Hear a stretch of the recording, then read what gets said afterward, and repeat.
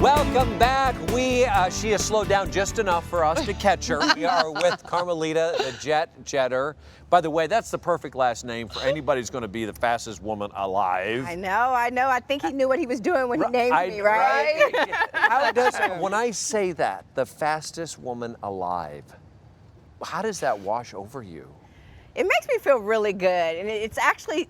I don't hate to say this, but I guess maybe somebody actually wouldn't believe me, but I knew I was going to be the fastest woman alive way before I did it.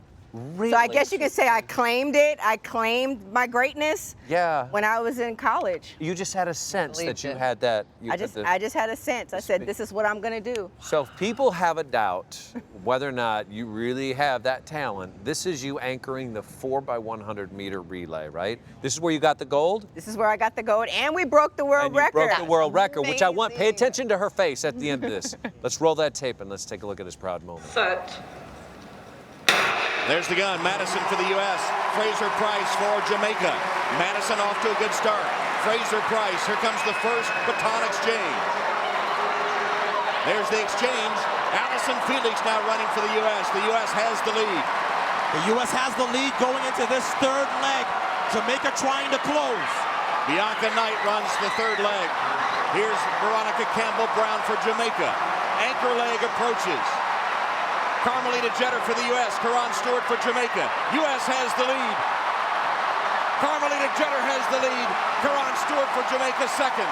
Here they come to the line, and the U.S. will win it in a new world record, 40.82.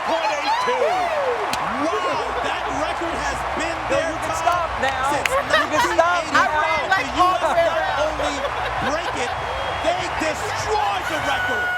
Gosh, she was going for her victory lap. It wasn't a race car.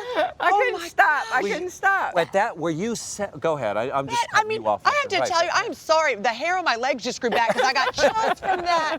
Just watching you, that elation on your face. What did you think when you actually saw the time?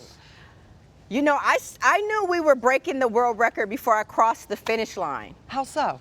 I could see the time, and I could see it say, 35, 36, 37. I could see it, and I was thinking to myself, wait a minute, I'm already right here, and it's already. Wow. I just knew that we did it. Did you sense your lead at all? Did you feel your peripheral? Running anchor leg, I always tell people, I run anchor leg terrified. I run anchor leg terrified to disappoint the other women because I'm the last leg. So when I get the stick, I'm running for my life. Because I don't know what's going on. I mean, because essentially you win it or you lose right, it. Exactly. It's on me. You don't have time to check inventory. I don't have time to check and see who goes around. I'm just running. Now, you were obviously naturally fast, but you say that when you got with your coach, John Smith, he took you to a whole other level. What do you mean by that? Well, John Smith's philosophy was being very strong in the weight room. So, when I came to John Smith, I was not very, muscular. I wasn't very strong. So he believed in me being very, very strong in the weight room. He also believed in technique. Everything was technical down to the itty bitty little thing. Can you explain, just for people at home who don't understand, because we shared this experience with Willie Galt, where he taught me technique. A little too late, but nonetheless. Never too when late, you Mark. say technique, how specific are we talking? We're talking very specific. John Smith works on technique as far as like bringing your hand to your chin, making sure it touches your waist, bringing it up, making sure when you're running, your eyes are straight and your chin is down, making sure your posture is straight, your knees are coming up. So it's boom, boom, boom. So it's not just go run and then go run. No, it's not. I wish it was that easy. Is that called stick man? Is that what it's called? Something like that? Yes, we did a. Let's roll that footage. yes. We'll take a look and you tell us what we're looking at. Okay, great. So here's Jetter's foot plant is the part Smith and Mann work on the most closely. She tends to overstride, landing with her foot slightly in front of her center of gravity. Her model shows where her foot should land so she can push into the next step with the most power. The models represent a goal, and Jetter's model is often set to run faster than the world record. Okay, so that makes sense now. Yes, that was a lot of fun to do, and it really helped me throughout the season because as I ran and competed more, I would get closer and closer to the stick figure.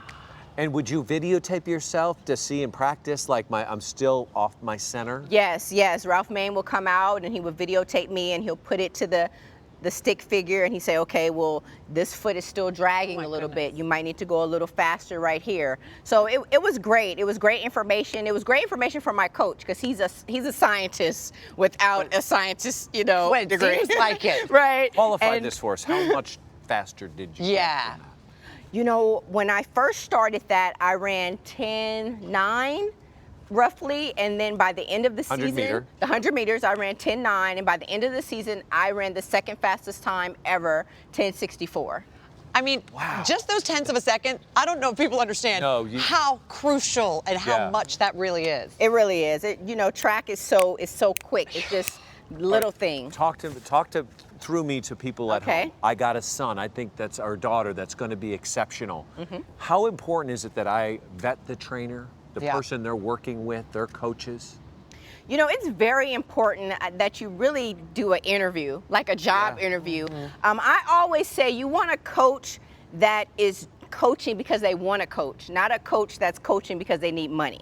I think there's two differences with that. Some coaches don't love what they do and they're just there. So then your child, they're not getting everything that they need. It's basically just, okay, go there, go straight. Okay, come on. All right, you guys are done. You want a coach that's passionate. You want a coach that when he sits down and he talks to you, he tells you what he's going to do to help your kid get better. Not necessarily what he's going to do for his whole program, because every kid is different. Every kid doesn't have the same as the next kid. So you need a coach that's going to do a program specifically around your child. We've got some kids here and we're going to get to them in a minute. But I would also like to just give you some props here because you are currently training for the upcoming Olympics in Rio, which is happening right around the corner here. Right around the corner. You are 36 years old. Yes, I am. How does it feel to train with all those 20-year-olds? Has your training changed at all? My training itself hasn't changed, but I had to change some other things. So I started with NutriFit All Organic. I also added something to my training. If you ever watched the show Strong on NBC, the guy Kai Evans, he does Pilates at Platinum Pilates, and I go there once a week and I'm doing Pilates now, and it's crazy because these soccer moms in there are just murdering me in Pilates, and I'm looking like, you just dropped your kids off every day. And you have 3 medals. And I have 3 medals, and they're like, come on, you could do it. I'm like, oh, I can't, I don't know. So, I added Pilates to my regimen. I changed my diet. Aqua Hydrate's been amazing, and they've supplied me with all the water for the year that I need. So it was just a lot of little things I had to do, but I love training with the younger girls because just because I'm 36, that don't mean there you go. There you go. Well, let me tell you, I know this about you, and I know this about a lot of athletes like you. You work with children in the boys, girls clubs, whatever. You hold your clinics. We have a group of kids. These may or may not be soccer kids from the ROMs, but regardless, they are here today. Let me just go through and see who's representing us. Let's start with our 9-year-olds. By raise a hand, look at the camera. Sage, put them up. Then you got Miley, who's also 9. Lucas is 9 years old. We have a 10-year-old. His name is Ricky. No, he is Noah. Then Ricky is 11, and Eddie is our 12-year-old. They're going to do a little bit of relay action for us in a second. Why don't we split them up? You guys know your teams are. We're going to send look at them half stretching. of the team down. Get ready. But it's important, by the way, to get these guys loose first. It's very important to stretch, get the muscles loose. It's very important to warm up by doing strides. So you can't just go and just run fast. That's impossible. You're going to pull a muscle. We're going to be picking you up off the ground. So, the kids are warmed up, they've stretched, they've done drills. So now it's time to do what they want to do, the 4x1 relay. This is awesome. All right, half the team is going to go down to the far end. Our cones are floating all over. Our cones are going. Come on up. Who's ever heading down to the end, legs, take your go positions, down. guys. I'll try to put these back in the right lane. See what's going on. We may need a glue gun to hold those things down. Where's Orly? So, all right, so we're going to start this, all right? Are you guys good down there? Thumbs up. Are you good? I got a thumb up there. Right, this is up to you to start that race. Okay, you guys ready? Yep. On your mark. Get set. Off they go! We got a clear lead on the outside lane. Down. All right. This is a relay. This is on the way back. Now keep it down low. We don't need to take them off at the chin here. Oh my gosh, Eddie! Wow! Wow!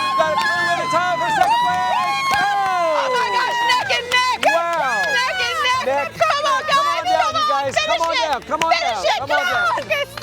That was an amazing surge for second place. We got the silver. We're going to pass out the medals. You guys, all of you, congratulations. Good job running. Come here. I don't know. Did you see who got second? I want to see who got second. We've got a slow-mo coming up. We got a slow-mo. While we're doing this and passing out the medals, I'm going to tell you get more information about Carmelita and her track clinics and the Boys and Girls Clubs on our website. And you can connect with CarmelitaJetter.com. Follow her at the upcoming Olympics. Yes. We're going to watch you bring home some more gold. You're going to bring it back to the show and share it with us. There we go. All right, coming up next, we're going to take you behind the scenes for a look at what goes on in the creative process of Hallmark's signature wedding collection. And it's from a fabulous artist named Mandy Freeland. Don't go away.